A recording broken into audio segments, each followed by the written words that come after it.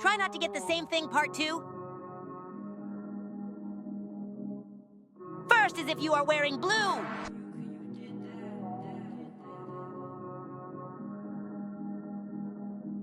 Second is if you are over 4'11", don't worry, I'm a short king. Look it up.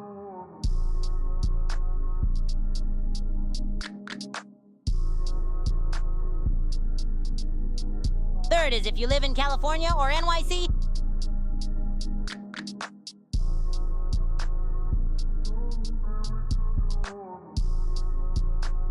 The last one is if you live in Idaho and your name starts with a E.